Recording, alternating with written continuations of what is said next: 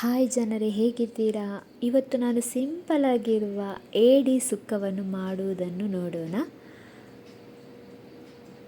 ಅದಕ್ಕೆ ಬೇಕಾಗಿರುವ ಸಾಮಗ್ರಿಗಳು: ಸ್ವಲ್ಪ ಕರಿಬೇವು, ಸ್ವಲ್ಪ ಬೆಳ್ಳುಳ್ಳಿ, ಹುಣಸೆ ರಸ, 2 ಚಮಚ ಕೊತ್ತಂಬರಿ ಹುಡಿ, ಸ್ವಲ್ಪ ಅಚ್ಚ ಖಾರದ ಹುಡಿ, 1 ಮೀಡಿಯಮ್ ಈರುಳ್ಳಿ ಸಣ್ಣದಾಗಿ ಕಟ್ ಮಾಡಿ, 1 ಟೊಮೆಟೊ, ಸ್ವಲ್ಪ ಕರಿಬೇವು, 3ರಿಂದ 4 ಕಾಯಿ ಮೆಣಸು. ಆಮೇಲೆ ಒಂದು ಗ್ಯಾಸ್ ಸ್ಟವ್ ಮೇಲೆ ಪಾತ್ರೆಯನ್ನು ಇಟ್ಟು 2 ಚಮಚ ಎಣ್ಣೆ ಹಾಕಿ, ಎಣ್ಣೆ ಚೆನ್ನಾಗಿ ಬಿಸಿ ಆಗಬೇಕು. ಬಿಸಿ ಆಗಲಿಲ್ಲದಿದ್ದರೆ ಹಾಕಬೇಡಿ, ಚೆನ್ನಾಗಿ ಬರಲ್ಲ. ಬಿಸಿ ಆದಮೇಲೆ ಬೆಳ್ಳುಳ್ಳಿ ಹಾಕಿ, ಬೆಳ್ಳುಳ್ಳಿ ಇಷ್ಟ ಇಲ್ಲದವರು ಸ್ಕಿಪ್ ಮಾಡಿ. ಆಮೇಲೆ ಸ್ವಲ್ಪ ಕರಿಬೇವು ಹಾಕಿ, ಕರಿಬೇವು ಹಾಕಿದ ಮೇಲೆ ಅರ್ಧ ಕಪ್ ತೆಂಗಿನಕಾಯಿ ತುರಿ ಹಾಕಿ ಚೆನ್ನಾಗಿ ಫ್ರೈ ಮಾಡಿ.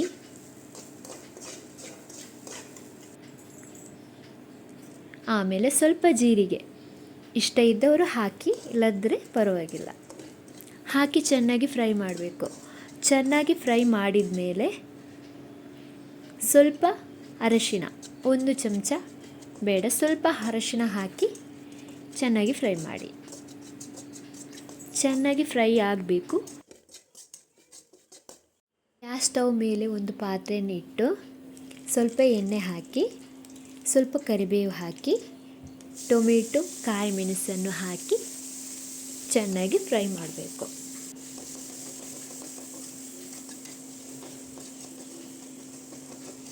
ಚೆನ್ನಾಗಿ ಫ್ರೈ ಆದಮೇಲೆ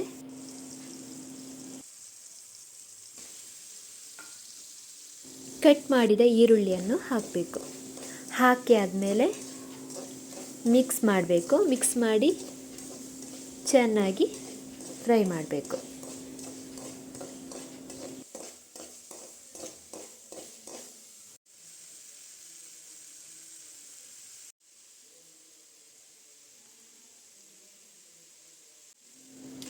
ಆಮೇಲೆ ಕಟ್ ಮಾಡಿದಂಥ ಏಡಿಯನ್ನು ಹಾಕಬೇಕು.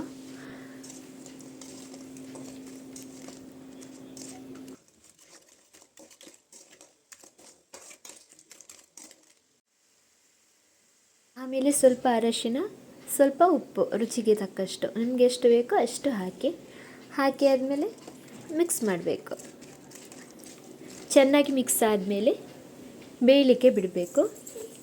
ಬೆಂದಾದಮೇಲೆ 2 ಚಮಚ ಅಚ್ಚ ಖಾರದ ಹುಡಿ, ಸ್ವಲ್ಪ ಉಪ್ಪು,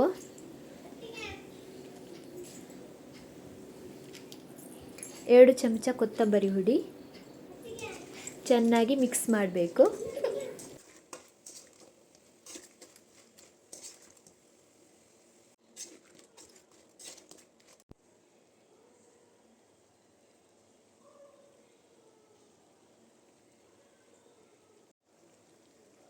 ಏಡಿ ಅರ್ಧ ಬೆಂದಿದೆ. ಆಮೇಲೆ ಸ್ವಲ್ಪ ಹುಣಸೆ ರಸ ಉಂಟಲ್ಲ, ಅದನ್ನು ಹಾಕಬೇಕು.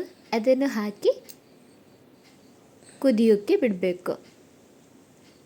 ಆಮೇಲೆ ಫ್ರೈ ಮಾಡಿದಂಥ ತೆಂಗಿನಕಾಯಿ ತುರಿಯನ್ನು ಹಾಕಿ ಚೆನ್ನಾಗಿ ಮಿಕ್ಸ್ ಮಾಡಬೇಕು.